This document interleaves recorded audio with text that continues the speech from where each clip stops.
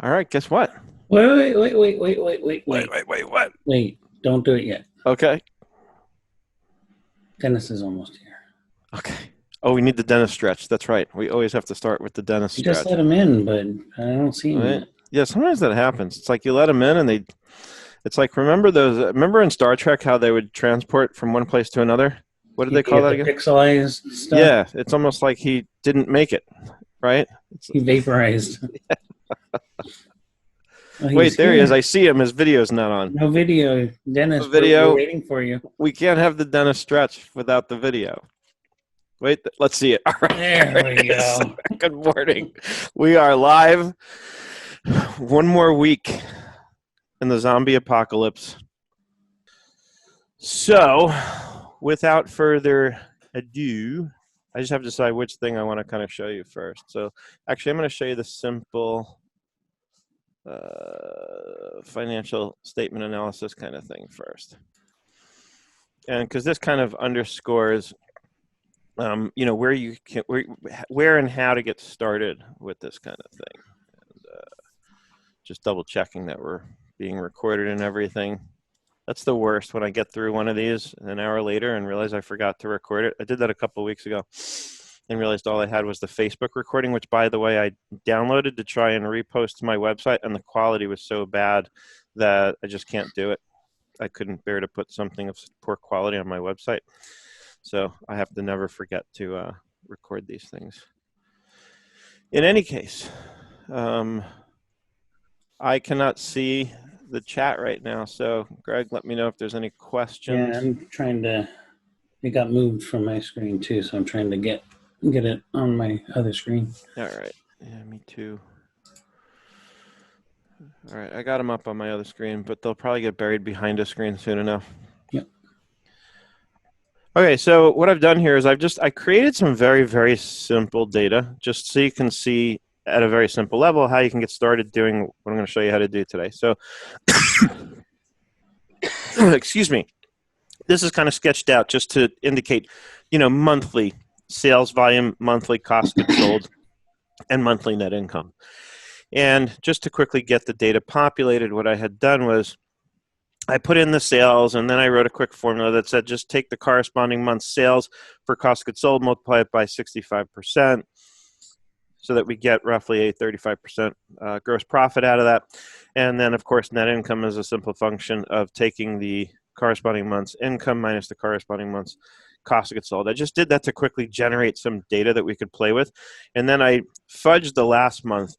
I jacked up the cost of goods sold because visually I wanted to show on a chart in that kind of a format where it's really nice because you can see where the sales line dips below the cost of goods sold line, producing a loss, right? Because that's the point of really everything we're about to look at this morning is the visual. We're so used to throwing numbers at people, a big wall of numbers, a monthly P&L and L and a monthly balance sheet, and to us that might look gorgeous because we're used to looking at numbers all day, but to a business owner it can be overwhelming, and they just want to know at a glance, what is going on with my company? Am I making money? Am I losing money? Do I have any money in the bank, right? Especially at a time like this. So the more visual we can make it, the easier we can make it to interpret the data for the business owner who may not have the accounting background. Some do, many have a finance background, but not all. So we have to assume no financial background and kind of think along those lines in terms of how we want to present data to people, right? So you'll notice I've already, turned this into a table, right? That's a credit to Matthew Fulton. Where is Matthew this morning? I would think he would be all over this. I see Larry's comment on the live Facebook feed that Matthew will be glad that I've admitted Excel is better than Google Sheets at something. And credit goes to Matthew for making all of us learn how to use tables rather, before we even get to the pivot tables. Now, in the past, we've done a lot of these where I've shown you within the table design how to summarize with a pivot table, but we're going to take it a step further than that, right? I told Tiffany this morning, I said today's webinar is going to be one louder than pivot tables, and we're going to use pivot charts, which you don't have an option for that in the table design area, right? Everybody get the one louder reference? gold star for anyone who gets where that comes from. Turn it up to 11. Exactly. This goes to 11. This goes one louder. So in the insert menu, you'll find the option to insert a pivot chart. Now, make sure your cell pointer is somewhere in the table range, and Excel will figure out that that probably includes your range of data. See how it just picks up all of table 1? And by the way, another quick little tip, if you don't want it to just be called table 1, if you want to give it a more meaningful name, in the table design, you have the table name. So I can call it FS underscore data. So it's a little more meaningful in terms of, what that really is. So let's go back to insert and pivot chart. And now see it picks up the table name. So it's very clear. There's no question. I'm not looking at table 1, 2, 3, or 10, because as you add more tables in a spreadsheet, it's going to just number them sequentially like that, which doesn't really tell you what it is, right? So always think ahead in terms of if I'm going to build this out into something very robust, I want to make sure I've got the right sort of breadcrumbs in place so I know what's where. Now, as soon as I confirm it, you'll see that it starts off to look a lot like a pivot table with the chart area, plotted in. And very simply, what we want to do, first, let's get the amount into the values quadrant, right? Pivot tables, I'm sort of assuming everybody here has at least seen my prior Zooms on pivot tables. If not, there's no shortage of videos on that. In fact, the best one probably to search out is the one Matthew and I did last year. If you go onto my YouTube channel, you can, or just Google it. If you Google pivot tables gone wild, you'll probably find the webinar that Matthew and I did. We kind of each gave ourselves the same set of data a couple nights before, and we each went to work and then presented our way of analyzing that data using pivot tables. So you'll learn all about pivot tables on that one. So first, I want to get the amount into the values. And you'll see it comes up with 192,000, which, of course, if I totaled everything here, it's going to total 192,000. You can see that way at the bottom of my screen. Totally meaningless data because all the numbers are in here as positive. So we're just adding sales plus cost of goods sold, which are not being reduced because they're positive, plus net income. So the total itself is irrelevant except for the fact that it confirms that I'm getting the right result here, right? And that's always something I like to check to make sure that I didn't somehow miss any data. And over here, once the sum of amount is in the values quadrant, we're going to go to value field settings here. Again, no different than what we do in a pivot table. And I'm just going to set up the number format because I want to make sure these look like proper numbers, especially as I begin to expand on this and populate data, right? So right now it just shows me, okay, my grand total is 192,000, but you can see how instantly the visual starts to fill in quite automatically as soon as I start adding data or organizing data in the pivot chart quadrants, right? So the next thing is we want to take a look at the category. So I'm going to put the category over here in the legend or series, right? Because that's where we put things that we want to kind of compare. So as soon as I do that, again, it comes to life even more. It color codes it so I can see my sales are gray, my net income is orange, and my cost of goods sold are blue, right? And then the last thing I might want to do, and before you do anything with the date, you always want to confirm that it's acknowledging your date in sort of the right format. And to get the dates populated here, I did an eDate formula, but in case I end up sorting this, I'm going to override that. So I just copy the whole range and I paste special values. So I paste the values right back onto themselves, in a sense. That way, if I sort this, my formula won't screw up my dates. And then the other thing you want to do is just highlight the range that has the dates in them. Make sure Excel is actually acknowledging these as date values, because what we're about to do next is going to depend largely on the date being recognized as such, okay? So now I can take my date here and drag it into the x-axis quadrant, right? And so you can see instantly what it does. Because it did recognize dates, it's breaking it down by year, and you can see what the pivot table in the background that's driving the chart is doing. And the way this looks very much drives how the data is presented in the chart. So notice it comes in and it immediately zips them up by year. And so all you're seeing is it broken down by year. But notice the little plus signs next to the years. I can expand these. And if you look at the bottom left of the chart, and let me enlarge this a bit, you'll see it shows me, and these are filters. I can click and I can filter it and say, only show me 2019 or only show me 2020, right? It has quarters in it because it acknowledges certain groupings for dates. So obviously it's got years, quarters, and dates. But notice what it did. As soon as I dropped the date into that quadrant below, it included the quarters and the years as additional fields. I can uncheck quarters, right? And because sometimes that clutters up the visual on the data. So I like to uncheck quarters unless I really want to analyze quarterly. I can uncheck it, and that's going to simplify it when I do the thing I want to do next, which is I want to see it broken down. I like the year breakdown, but I'd like to see the months within that, right? So I'm going to move this aside so we can kind of see what we're doing here in the pivot table. You can also close the pivot chart fields to give yourself some more space.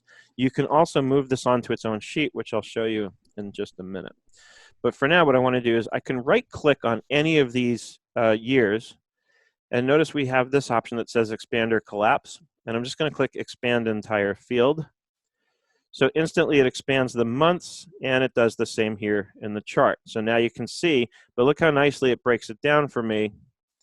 You know, it shows me very clearly where 2019 is, where 2020 is, and it shows me each of the months. And without even, you know, even while this is a bit cluttered, I can still see very clearly month over month. You know, I want to see where the gray lines are highest, right? That means that's where sales was highest.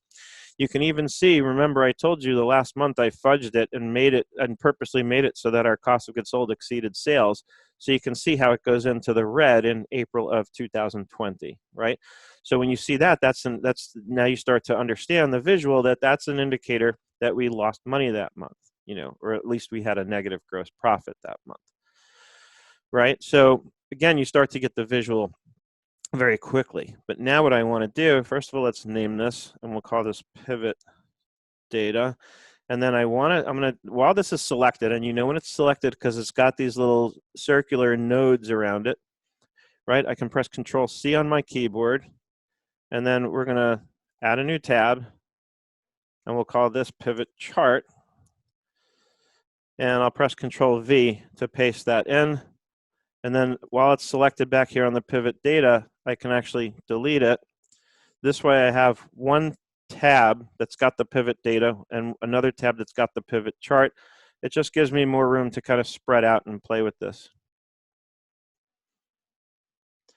Okay, and obviously what it's done is by default it's created a nice little bar chart for us. So we're going to dig into different chart types next. But before I do that, any questions so far?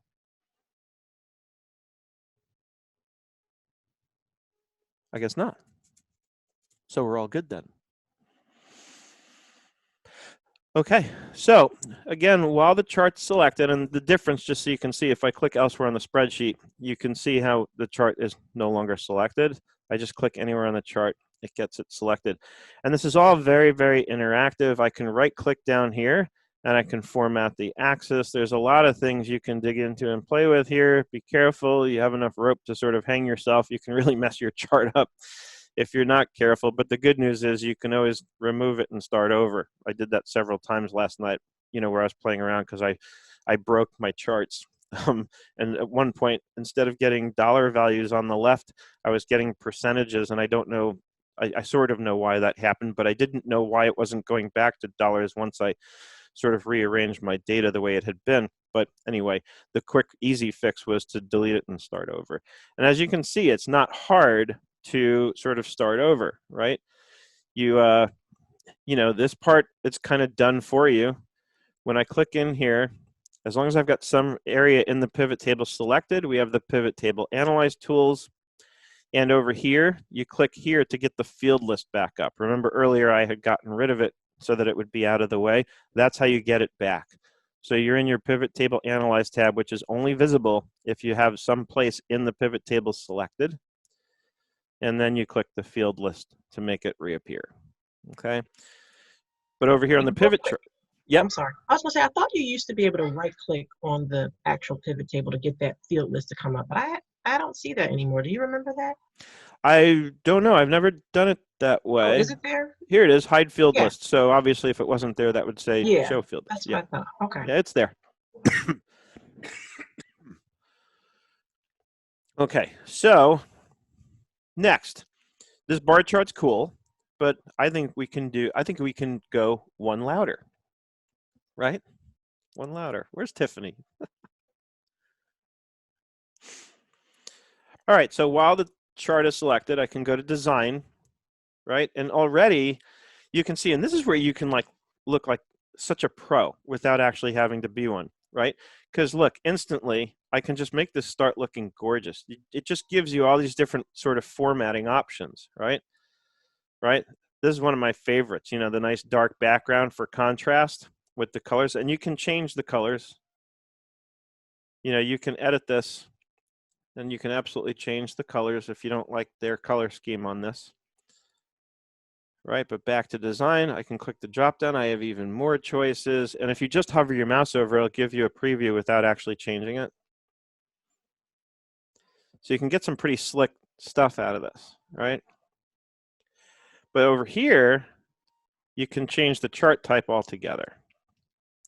And even within the column charts, there's different types of column charts that you can do across, you know, that give you just a little different visual. Like here, it stacks them, right? So if I use that type and change it, so now it makes things a little easier to look at. It's not quite as cluttered because it sort of condenses them, and then it just shows you in one stack for each month. You know, again, the blue is cost of goods sold, the orange is net income, and the gray is sales. And it puts the values there so you can see my sales were 10,000, my net income was 3,500 because my cost of goods sold was 6,500.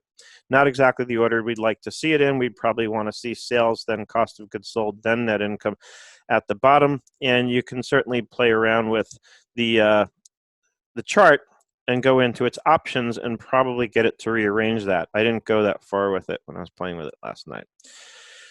Down here at the bottom, again, you have your filters, right? So if I want to, I can click on years and I can say, all right, most of the data is in 2019. Just uncheck 2020. Let's just look at 2019 real quick. And boom. In a click, I can get this chiseled down to just show me the 2019 data. And then, of course, I can go right back in there to add 2020 back in. And here on the date one, it's going to give you the individual months. Okay, so that's a different chart type. Let's go back to the chart design. And this one's kind of cool because it's got a 3D kind of effect to it. Right, but you almost need to enlarge the size just so it's easier to read. Right, but I love this visual. It's again, it's very 3D, so you can see the pull the sale. net income to the front? Just like I said earlier, I'm sure you can by rearranging this, but I don't quickly know how to do it. But you can always like reformat these.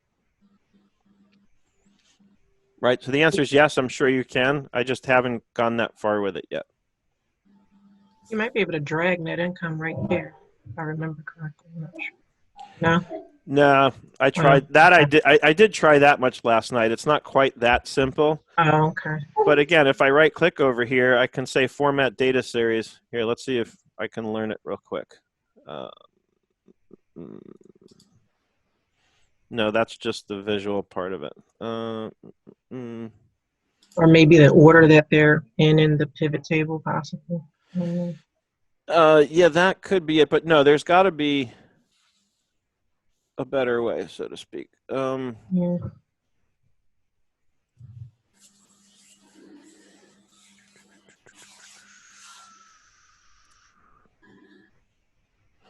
Yeah, usually it would be in the options that are kind of here. Format data series. What if I do?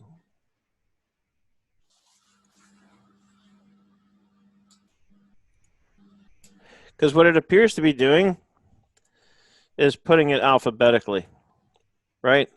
C, then N, then S. And over here, it also gives you the schematic, right? So you can, and the, you know, and the color coding, it still makes it pretty clear what's what. But Down on the bottom, no, I mean on the bottom of the graph where it says sales, net income, and cost of goods sold. can you right click that and Yeah, so format axis may be what I was kind of looking for there. But no, these are just sort of visual.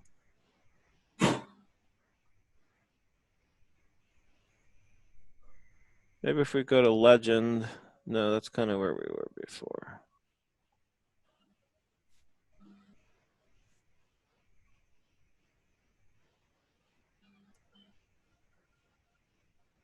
Yeah, all these are just sort of visual edits that we can do. Right, so here's one thing we can try. Let's try it this way. So I'm going to go into the source data, and let's kind of create an account number. Like sales would be 4,000. So apparently you can't drag and move it into different positions. It's either alphabetical A to Z or Z to A.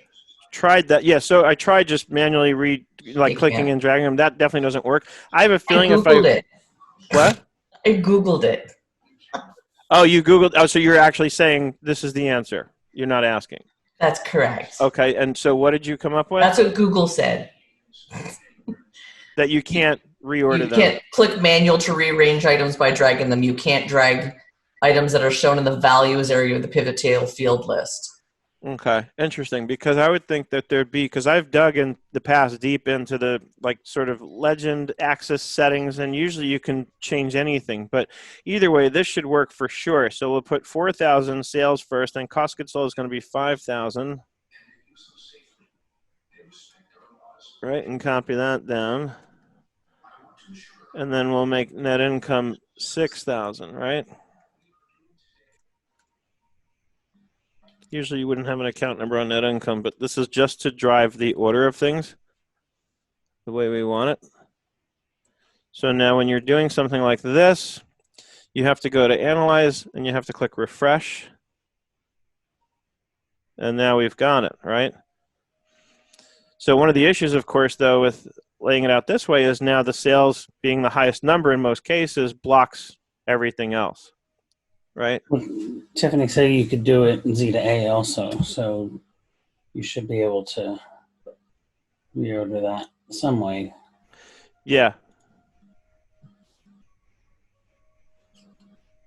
Yep, or you can just number them differently, right? That's all. So if we want sales to really be last, because that's usually the highest, then we can just kind of, again, we can just renumber it. But clearly that's one sure way to, to tweak the visual on this. So let me just go back. Oops, that's not what I wanted to do. Go back to the source data. And I just want to pull those numbers out real quick. So I'll just do a quick data delimiter. Right, next, don't import, finish, and refresh.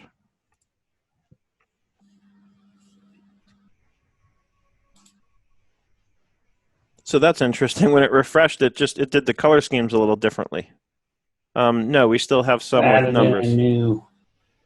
I apparently didn't get rid of all the numbers. Uh-huh.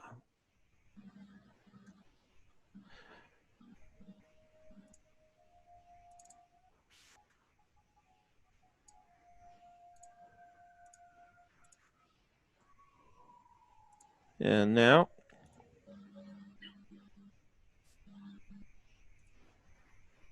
refresh. So what's different? Because it seems like it added a category and then took it away. Because it was recognizing that little bit of, what was it, sales or cost of goods sold that had the 5,000 in front of it. Yeah, I think you're right. I think I hadn't completely done the cost of goods sold, so it saw two different cost of goods sold categories. Right. Yep. Okay. But now it's good. Okay. So again, getting back to just pivot charts at large, it's very easy, as you can see, to go through and change the chart type, get the visual you want. These can easily be, pasted into different parts of a spreadsheet, so you can really use this to start building a dashboard of sorts, and then you can always just update your pivot data and add in new information. And the beauty of having this in a table is if I want to add 5, 1, 20, right? Notice as soon as I add a new row that's adjacent to the one immediately above, it expands the table to include that. So anything I put here will now be included in the charts when I refresh. So if I had $50,000 in sales and nothing else for May, that should stand out pretty readily when I hit refresh, right? And boom, there's May. Right, so again, once you've set this up, very, very easy to update it, right? And just add to it. And you can see what that does to the scale, right? Because this is so much higher than other months, but I did that on purpose, of course, because I wanted it to stand out. So let's delete that and refresh again.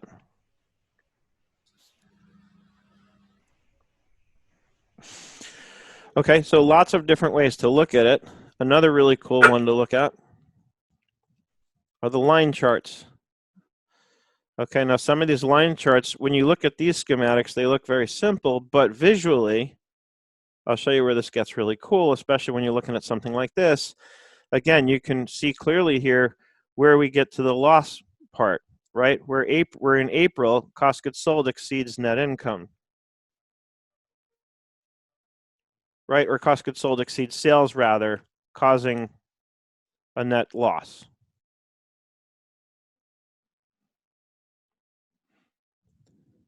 And again, once we're here, I always like to play with these different visuals because some of them are really cool. So you get this visual.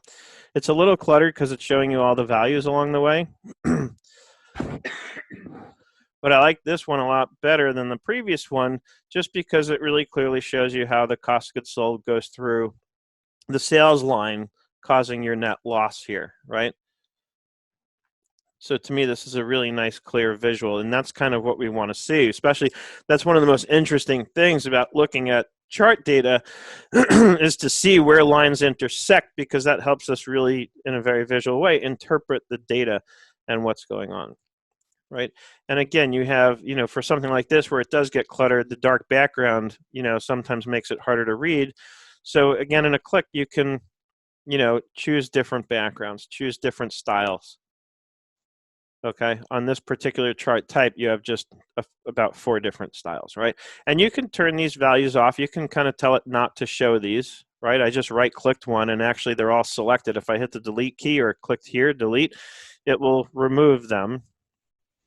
But I kind of like having them there, even if it is a little cluttered. Okay, and as you can see, it just has this generic chart title, which you can click in here and rename it, right? Because basically this is your P&L summary. Can we on the fly add a rolling average trend line? Well, you can add that into the data, right? And then that will, and then just give it a different label. You can call it rolling average, right? Right, but there's no, on the chart itself, you can't just click and say, show me rolling average of 3 months. No, the only way you could do that is you could add a calculated field to the source pivot table here, right?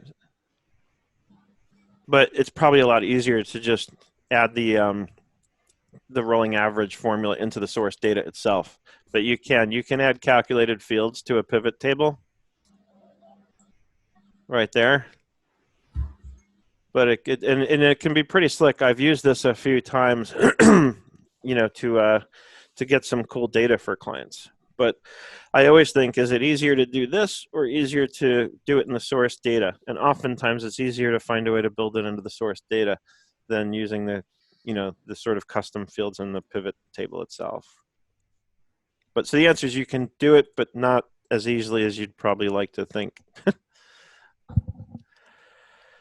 Okay, so that's just pretty simple. We just have sales, cost goods sold, and net income, right? So I'm going to save this. And when I put this up on my website, when I put the recording up, I'll, of course, attach all the files so that you can get access to them and play with them. Let me bring up my folder here for the next file that I want to use. And let's do the QBO sample data. So in this one, I took a profit and loss detail from the sample QBO company. And I cleaned the data up. I didn't want to spend the time doing it here because it does take a little while to get it to this layout.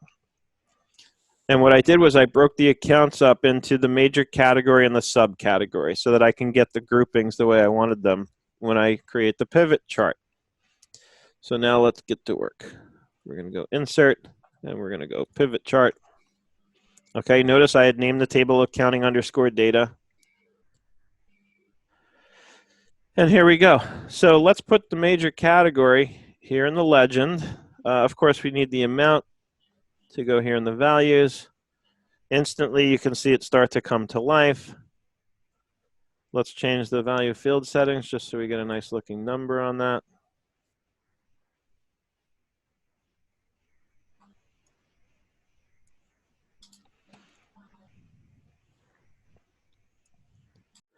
Okay, and now we can play. Let's get the date into the axis, right? So same thing, we've got 2019 and 2020 in that data. I'll pull out the quarters, and I will expand the entire field.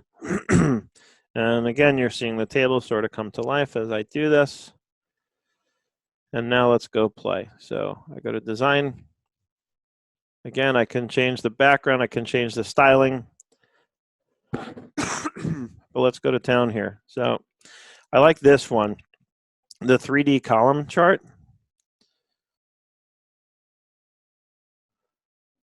And let's do the dark background. Right, so this to me gives a really cool visual. And I think there was another version of this that I like better, maybe that one. Yeah, this one's a little sharper to me. But again, you can see where the income stands out. You can see, in this case, the data, when I first cut up the data, I thought I lost something in translation, but it turns out in the sample QBO company, there's only 1 month with cost of goods sold in it, and 405 is the total. That's why you only see it in April.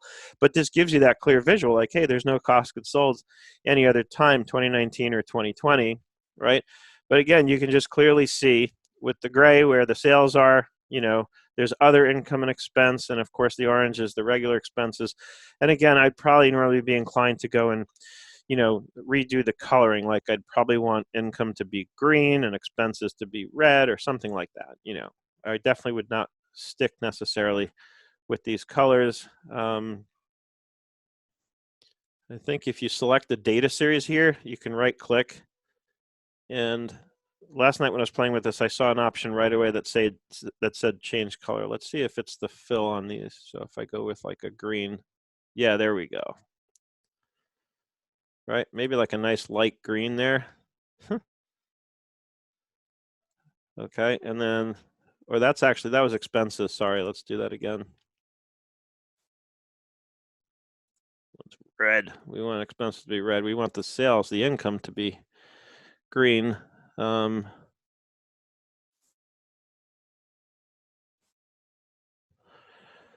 kind of a dark green. Let's try one lighter. Okay, other income and expenses. We gotta make sure we got the right one selected there. I don't know, let's make it, maybe that's orange. Okay, and then cost of goods sold will leave blue. So now you see how you can start changing the color scheme around like that, right? And again, let's look at some other chart types, right? I like the area ones too. The area ones give you a really nice visual. You know, and again, the area means it just kind of fills in the area. So it's just a different perspective. It's a different way of looking at it. So there's no right or wrong way. There's no use case I can give you where I'd say this view works better than that one. This is all completely subjective and entirely up to you, right?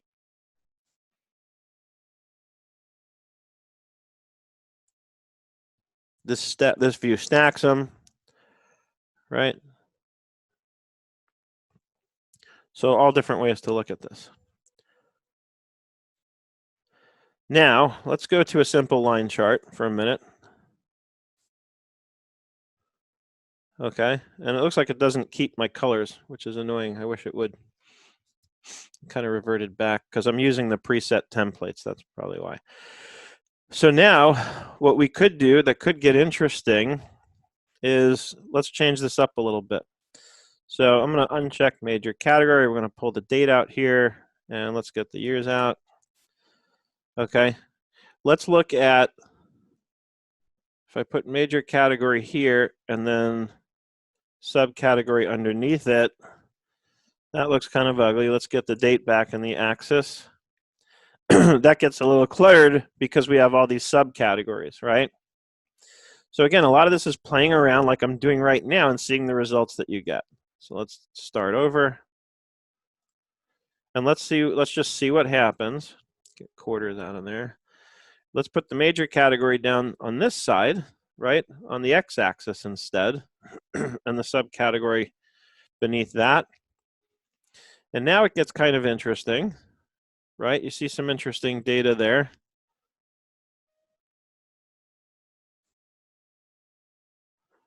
Okay, and this gets obviously very wide, but watch what you can do with the axis. If I right click on the axis and I say format axis, and let's go to this guy, and you see where you can get custom angle here? So let's do negative 90 degrees. And that didn't work.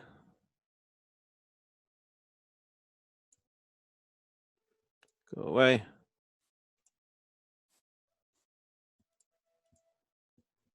All right, I don't know what it's doing there. Let's try this again.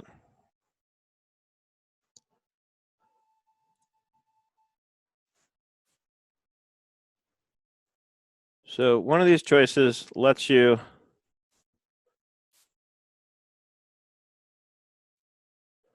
change the custom angle. So instead of trying to type it in, I'll just do it manually. See, I'm clicking the little down arrow, and notice it's tweaking the angle of the labels on the x-axis, right? So why am I taking the time to show you this? Because as you can see, it can make it a little easier to read. It keeps them separated in a little better way. I can scroll to my right here, and you can start to see what we're looking at. Now, I don't know if this is going to be useful to you or not. What I'm really trying to do here is just give you options and give you a look at how you can sort of repurpose this, okay? And down here now, because we put the major categories and subcategories on the x-axis, you have filters here for them. So I can say, you know what, show me only income. Okay, so now I'm analyzing just the income. And that might become a bit more meaningful. Now let's go change the chart type. Okay, maybe to something like that. And now we can close this just so we can see more of it. And again, this could be something you could cut and paste into a document, you know, or take a screenshot of it. You know, there's different ways you can use this once you've got it sort of created. Now I want to show you a whole different perspective on this. So let's go back to the field list. Get these out. This can get interesting. So let's see. Let's go with transaction type here. And let's put the date back down on my x-axis, but get rid of my quarters. And probably a different chart type. But what you can start to see is this gives you a sense of the dollar volume in each different transaction type, right? And over here, you have the legend. You can filter it, you know, so you can analyze this however you want. But let's go to design. Let's change the chart type. This might look better on a bar chart, right? I like the sideways bar chart. And again, you can stack it like this or like that. There was one of these that I looked at last night that I thought was pretty cool. Let's start with this one. All right, so now, again, you have to use the color coding the way this is laid out. Over here, you've got the years, right? And so you can see, all right, we have this much in sales receipts. We have 9,700 in invoices and so on and so forth. So again, it might be of interest to see, how much money is in different transaction types. And this is certainly a way to look at it. Let's get rid of the dates and the years for a minute. Let's move the transaction type here along the x-axis, right? And now this might give you really a little better visual on this. Let's widen the chart up so we can see it better.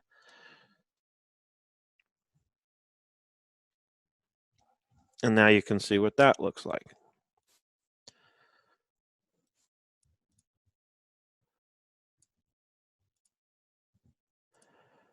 Right, but a lot of times when you want to compare, like how much was in invoices versus refunds and so on, you really want this in the, on the y-axis in the legend, right? It just gives you a better visual where you can see the comparative, but then you need to put some kind of context in the x-axis, right?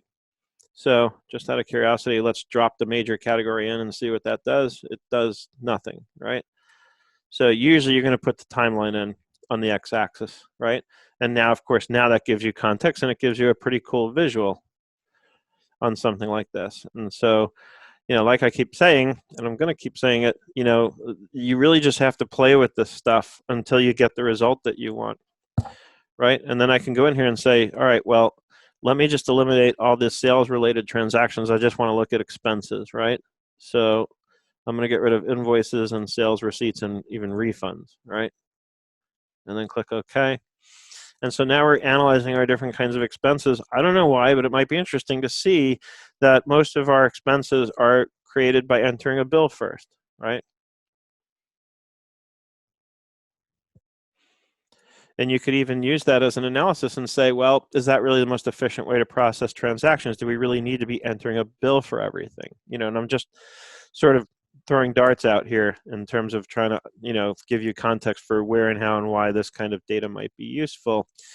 The bigger picture point is I don't know of any other tool or app out there that lets you get it this quickly and easily. Of course, there was some work I had to put in getting the source data outlined, but it wasn't too bad. It took me about an hour to get this all laid out. And now that it's laid out, I can do incremental updates here. First, I'd sort it by date, right? And then go down to the bottom row, and I can start adding May transactions in here, right? The May transactions would come in by way of a profit and loss detail filtered just for the month of May. I would clean up that data and then copy and paste it down here.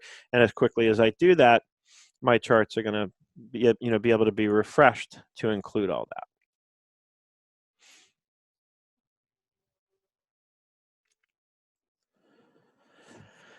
Okay, so that's a cool way to analyze data that you can pull right out of QuickBooks Online. QuickBooks Desktop, obviously, you could do the same thing.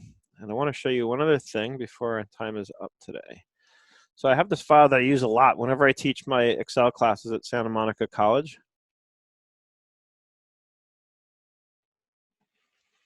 And it's just sales data. And these are salespeople. So we're looking at sales data for salespeople that sold different products in different categories in different countries, right? So first I want to do one quick tweak here.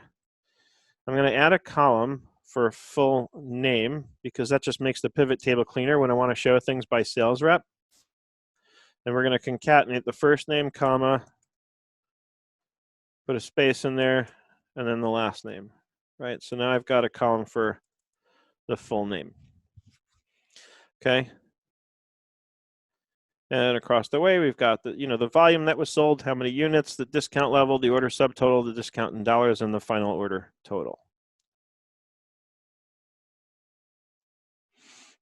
Now, remember, we have countries in here, which means there's something really cool you can do, which I'm going to do first because I promised this, and it's just so cool.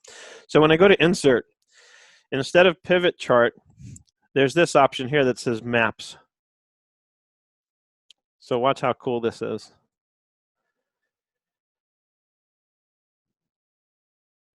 Let it do its thing. So it gives me a heat map that shows me by product, and there's a lot of products in this database, but it shows me by product where in the world it's being sold the most. The darker the color, the more concentrated, the more sales there are in that region for that product. Now I was playing with this, and I was hoping there would be an easy way to change it to, drive this off of the categories instead of the product, because that would be a lot fewer sort of choices here on the right, but I don't see that here. But if instead of doing a pivot chart, I just do a regular old chart, I believe we can get more options in a map-based chart. So,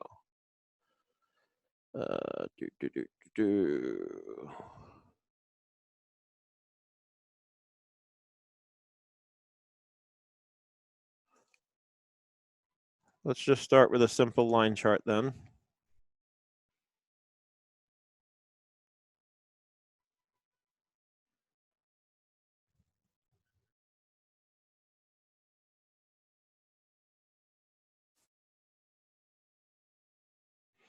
See, when you insert charts like this without the pivot table behind it, that's where it gets a lot harder to kind of tweak what goes where. Right? So it's kind of analyzing the data and making its own decision about how to lay it out. And again, you can get into all the chart settings and change this. It's running a little slow because there's actually a ton of data in this database. And I'm streaming live with Zoom right now, so that slows things down too. So let's get rid of this and let's do it the old-fashioned way. So let's create a pivot chart on this data. This table I didn't rename, but oh well. So the first thing we might want to analyze is let's put the country in the legend, right? Of course, we need the order total and the values, value field settings, number.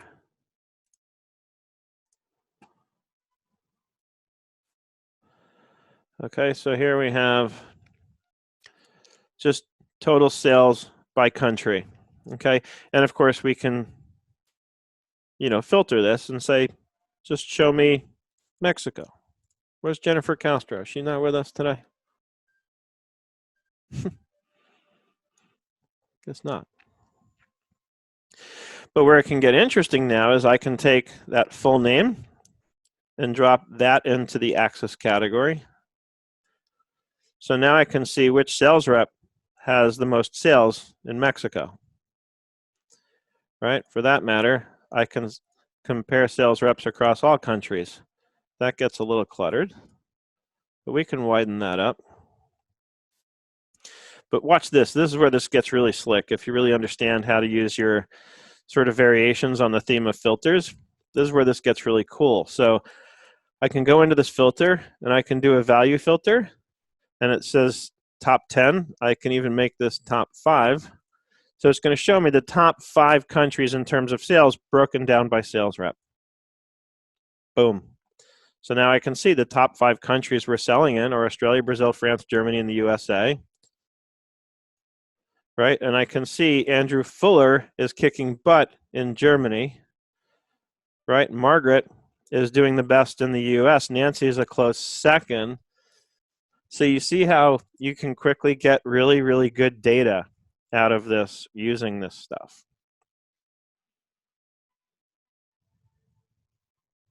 Okay, let's take the full name out of there and let's drop the order date in. Now I can get data analyzed, and in here the years are 2016, 17, and 18.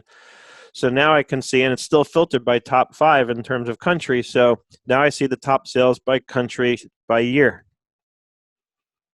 Okay, so in 2017, Austria was the best. 2018, which is probably not a complete year yet in this data, so it seems to be consistent in terms of the trend, right? And if you look at 2018 over 2017, but you always have to have the right context and know that 2018 is not a complete year. So this isn't saying that 2017 was a better year, because if I go back to my sales data and I sort it by order date, I can see very quickly that this only goes through June of 2018, so it's only half a year. In fact, now that we know that, it could suggest that 2018 is going to be much better, because in another half a year, it will surpass 2017 very easily, right? I can also let's do another interesting analysis. So let's go back to, instead of order date, let's put the sales reps back in there. And for the value filter, instead of the top 5, let's do the bottom 5. Where are we doing the worst? Right? This might give me an idea. I can go to my salespeople and say, hey guys, these are the countries we need to concentrate on. These are the countries where we want to increase sales. Let's see what we can do to boost sales in these countries. Obviously, if we can analyze where we're doing the poorest and look for ways to improve those sales, it's going to improve the overall top and bottom line for the company. And once again, we can get into different formatting options in terms of the kinds of charts we're dealing with.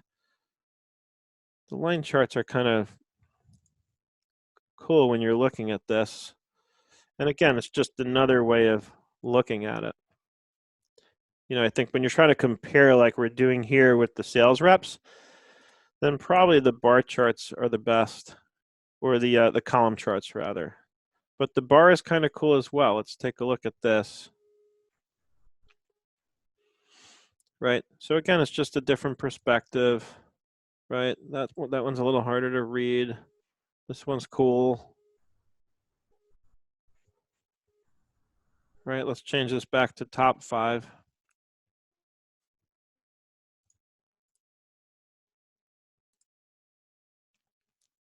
This I can change to percent or sum.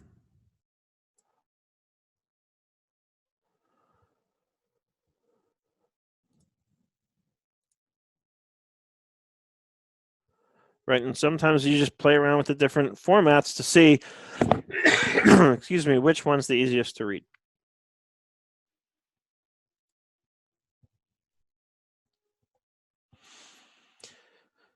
Okay, and now that you know how to do this, like I said, I'm going to put these files up when I post this up in the website.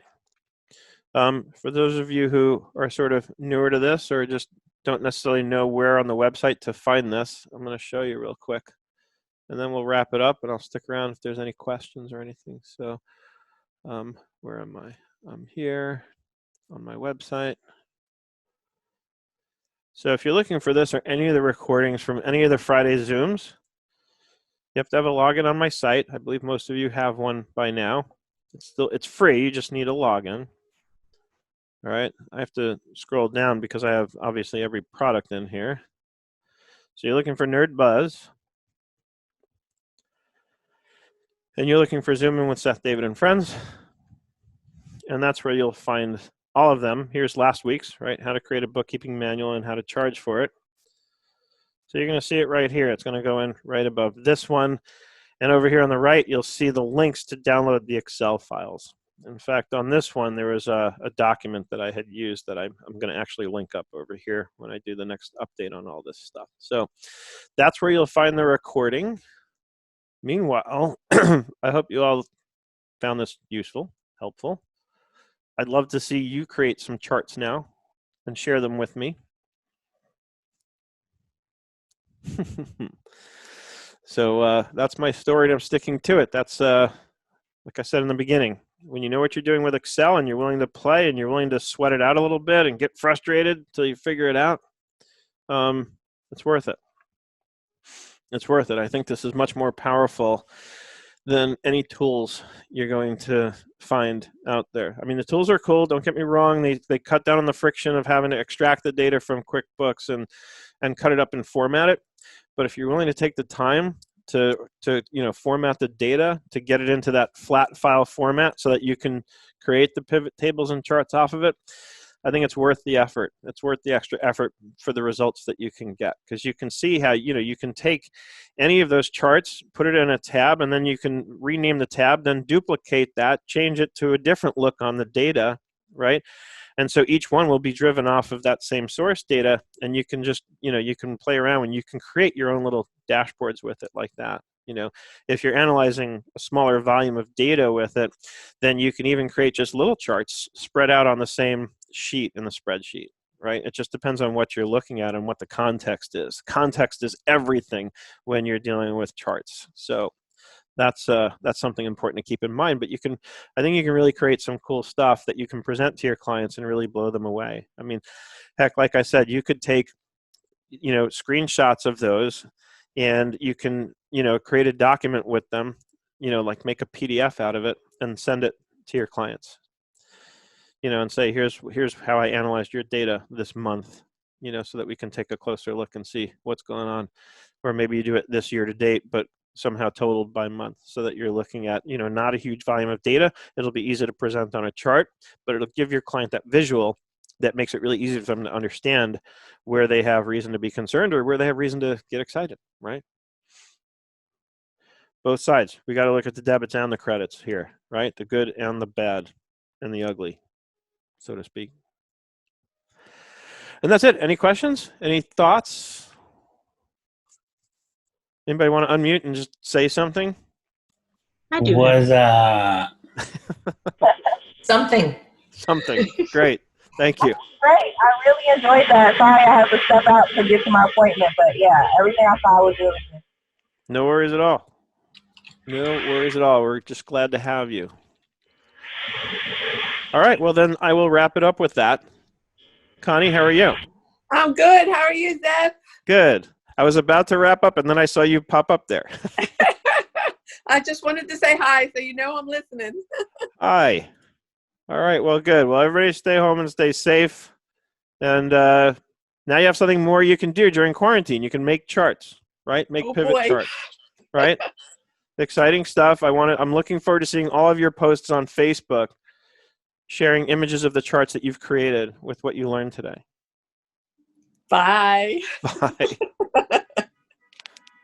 Thank you. Bye-bye.